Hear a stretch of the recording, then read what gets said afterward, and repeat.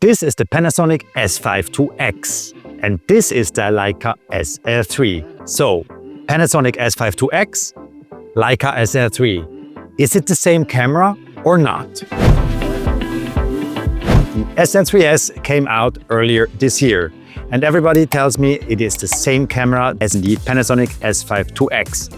But when we look at the bodies, we can see differences right away. For example, the measurements. The Panasonic S5IIX is 13.4 centimeters wide and 10.2 centimeters high. The SL3-S is 14.12 centimeters wide and 10.8 centimeters high.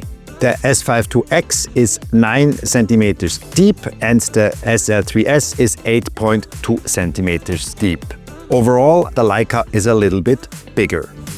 When we look at the top plate of the two cameras, we can see a big difference. The Leica looks very clean, only has 2 function buttons and the shutter release button and 2 wheels, and absolutely no labeling. The Panasonic S5IIX has 4 function wheels, 3 function buttons, a dedicated video start and stop button, and the, of course, shutter release button. Almost everything is labeled on the Panasonic. When we look at the back, it's the same. The Leica looks very clean. It has a tilt screen, and the Panasonic S5IIX has a lot more buttons and has a flip out and tilt screen. When we look at the connections, they're both on their left side. We have on the bottom a USB-C, then we have an HDMI, which is somehow turned around, and then we have a headphone connection and a mic connection. When you look at the card slots, in the Panasonic we have 2 similar card slots. We have 2 SDXC2 card slots. On the SL3-S we have a CF Express Type-C and also 1 SDXC2 card slot. The major difference of the two cameras is, in my opinion, the viewfinder.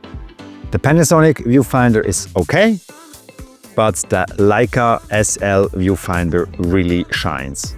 I would even say, even though it has only 5 million dots, it is probably one of the best electronic viewfinders on the market right now. Even though a Sony or maybe a Nikon or a Canon has more million dots in the EVF, I think the Leica SL EVF is the best on the market right now.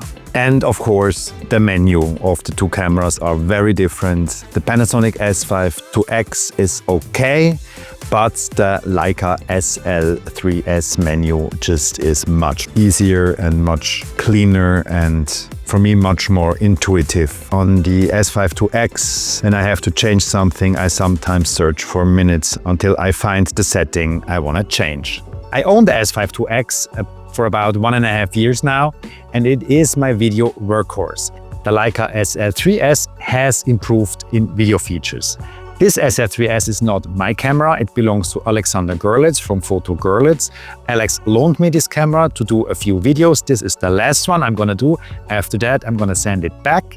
And I can tell you, Alex is a great guy. He sometimes loans me stuff. He does not see my videos. I can say whatever I want. Alex owns a Leica boutique in Bünde, Germany. I bought all my Leica stuff in the past years with Alex. He's a great guy. He always tries to make his customers happy. He helps you. He explains stuff to you.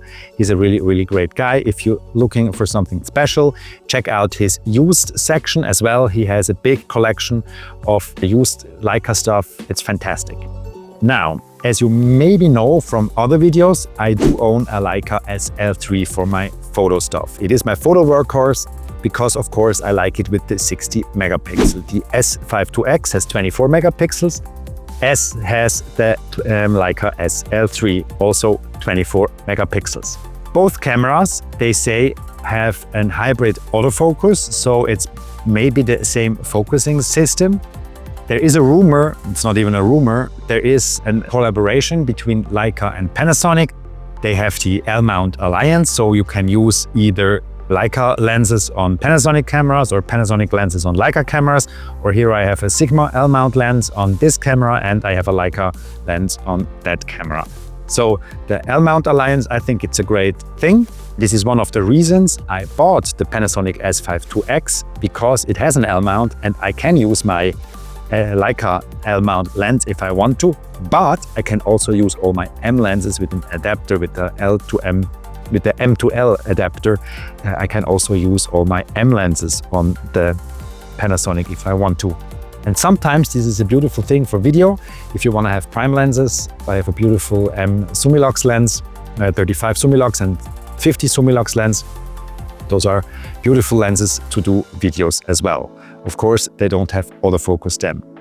Which brings me to one of the main topics in this comparison, of course, the autofocus. And I'm going to test autofocus for video and I'm going to test autofocus for photo. What did I do? I went out to my favorite vegetables and fruit store in Berlin, Vitaminchen. If you ever want to have really good fruit, go to them. They don't pay me, I just like them. They are in Charlottenburg on Olivarplatz, and I thought fruit and vegetables is a beautiful possibility to compare colors. I just want to compare the same picture, not the same picture, of course, the almost same picture I took with both of the cameras in their standard color settings. I'm not gonna change anything, so we can look how color behaves, especially the color red is always a color that from camera to camera behaves differently. I also took a picture of my friend Ömer there, and you can see his skin tones as well. So let's check out the first comparison. These pictures come all out straight off camera. I did not manipulate or edit them in any way. In my opinion, the Leica SL3-S has the more organic and natural colors, especially in the red and the orange tones, and also in the skin tone of Ömer's face. The second comparison is a studio lighted portrait session situation I set up with myself. There was no photographer and no model, so I had to do it by myself. I did it with serial shots, so I took a picture every second. And this is a great way, if you move, to check out if the autofocus for photo is working. Same thing here with the skin tones and the automatic exposure of the camera. I think the SL3-S does a much better job than the Panasonic S5IIX. And also, which I won't point out specifically here, the SL3-S was much more on point regarding autofocus. Then one of my favorite Leica YouTubers, math photographer, I never met him, but I like his channel, did a video with the SL3-S and said it can see in the dark. And yes, it can see in the dark, but it's a 24 megapixel sensor. The Panasonic S5IIX has a 24 megapixel sensor. Maybe it can see in the dark too. So of course, I tried to do the low light comparison of the two photo cameras as well. The low light comparison we're gonna do in Lightroom. I have here shots from each camera with 1600 ISO. On the left side we have the Leica, on the right side we have the Panasonic. If you look at the grain and the clarity, I think the Leica does a much better job, and I really think it is not the same sensor those cameras are using. Same thing with 6400.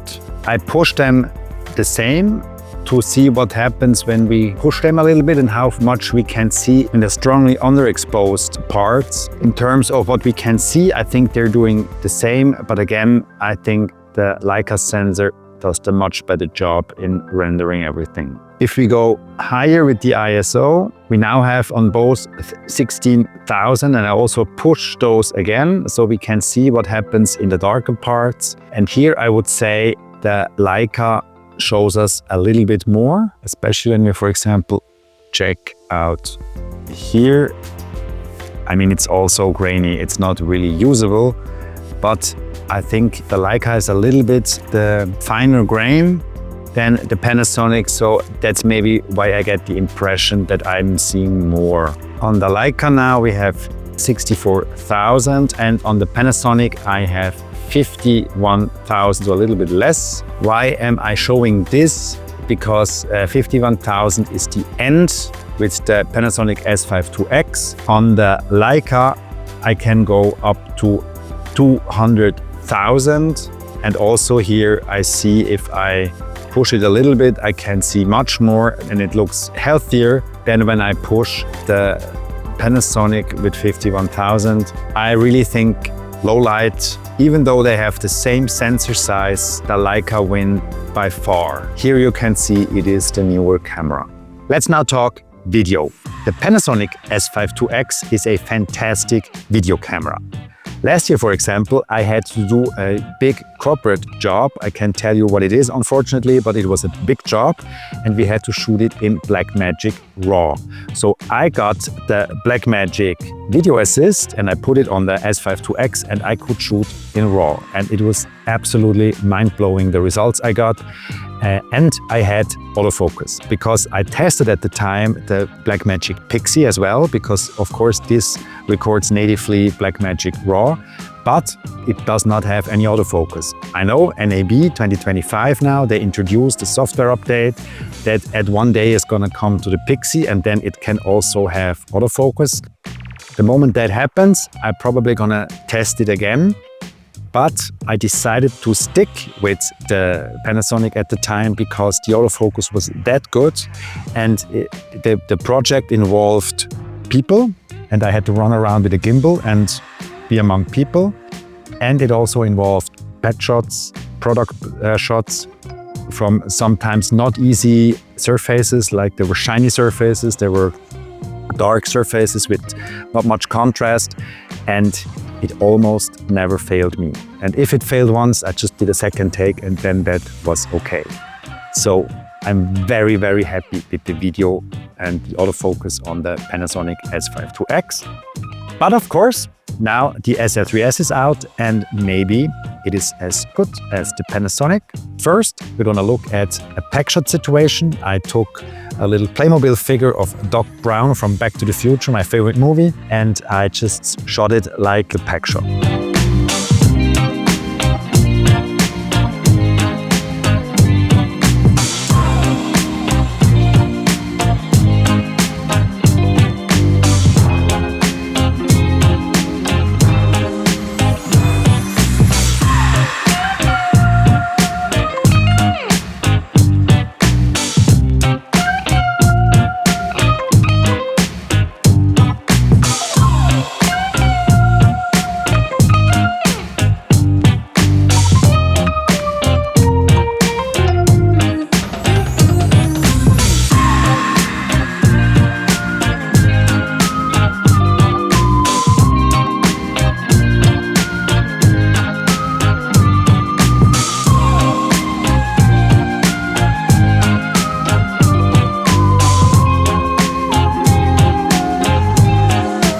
If you are a recurring viewer of my channel, you maybe think, I think I saw this video before.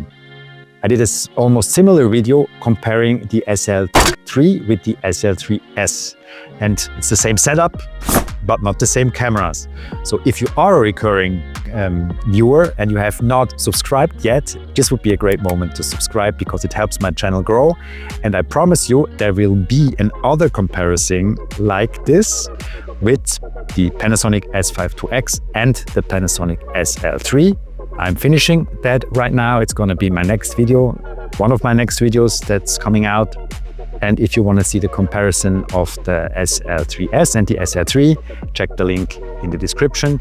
But first, let's finish with the probably most important comparison is the autofocus when you walk and towards and walk away from a camera.